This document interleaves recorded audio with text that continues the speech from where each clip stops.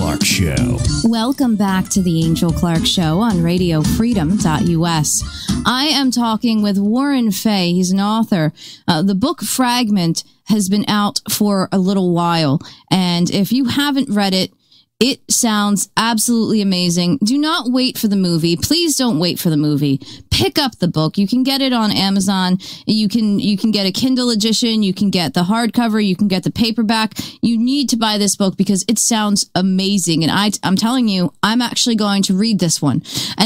But the sequel is out, and the sequel stands on its own. It has some of the same characters, but you don't have to have read Fragment in order to read Pandemonium. Pandemonium came out 8 days ago. It sounds absolutely amazing. This concept is it's just fascinating. The concept that there could be species that are evolving without us realizing it, and what happens when we discover them. So, Warren, I want to thank you so much for sticking around. I really appreciate it.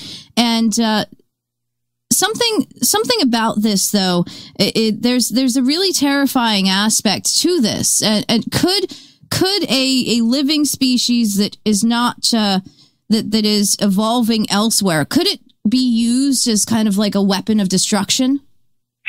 Absolutely. In fact, it would be the worst kind of weapon of mass destruction. It would be a weapon that would never stop doing its damage. And there is precedent of this sort of thing happening. The legend has it in the Hawaiian Islands that a chief deliberately brought mosquitoes in a leaf in a pool of water to Kauai to deliberately get back at a rival chief who was living there. Well, their squabble's long over. But the mosquitoes continue to do their damage, and they've already driven about 19 different species of bird in the Hawaiian Islands. So that's a kind of biological warfare that we saw years ago. We've also seen this kind of thing cropping up potentially in the United States. Some people wonder whether West Nile virus was deliberately brought over here as a kind of act of terrorism. But these kinds of weapons never stop doing their damage, and it would be like setting up a circular firing squad to use them in this way. We would only be decimating the life on planet Earth that has taken millions of years to evolve, and for life to recover would take millions of more years, which was frankly outside of our time scale as human beings. Yeah. So it's quite troubling, and I wanted to write the second book to focus on that particular issue and to highlight how tragic such a strategy would be in any temporary war. Now, do you think that another form of sentient life could actually evolve somewhere on Earth in isolation, like happens in the book? Sure, we did. Well, that's true. And for a while, there were 5 different kinds of sapient life form on planet Earth. There were the hobbits in the island of Florence. There were also the Flores, rather.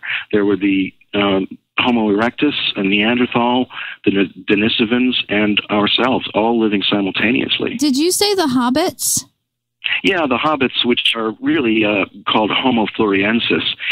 They're the 3-foot-tall sort of species that spun off from Homo erectus, and while that species was migrating through Indonesia, one of the islands seemed to be a stopping place for a group that evolved into an extremely miniaturized version of Homo erectus, which are referred to as hobbits today. Did they have hairy feet?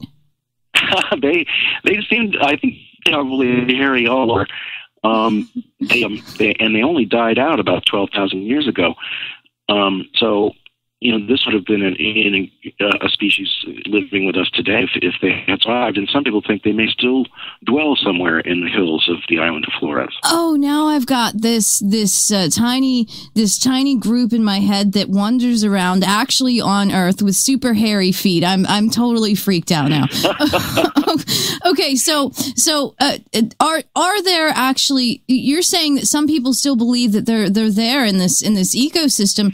Are there really ecosystems that we haven't found?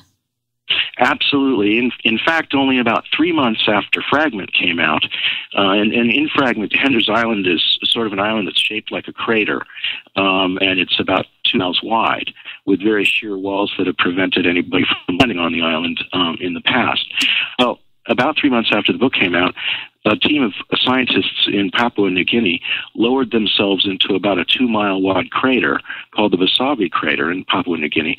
And at the bottom of the crater, they found 200 species completely uncatalogued by science, including kangaroos that live in trees and frogs with fangs and giant dog-sized rats. Everywhere they looked was a new species. Did you say dog-sized rats and frogs with fangs? Yes, I did. And this is all true. This is all real. Oh, wow. They discovered 14 new kinds of frogs and a new kind of bat, and almost every plant they looked at was a new species as well. So they had just evolved ever since they had been isolated inside the volcano. And this is this was in like 2010? Yes, that's right. Wow. I am now officially creeped out. Well, and of course, cave systems have yielded every single cave system, because of its isolation that has been sealed, it now contains completely unique species. We discovered in the Sequoia National Park just recently a couple of cave systems in which all new species were discovered, including one species that evolved to live in only one room of the cave. One room.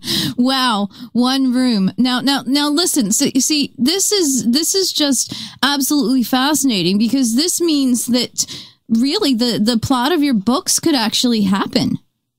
Yes, there's a lot that we haven't explored underground, that's for certain, and we will continue to break into pockets of that have been sealed for various different amounts of time, and the longer that amount of time is, the more astonishing the differences in the animals that we'll discover will be. Absolutely amazing. All right.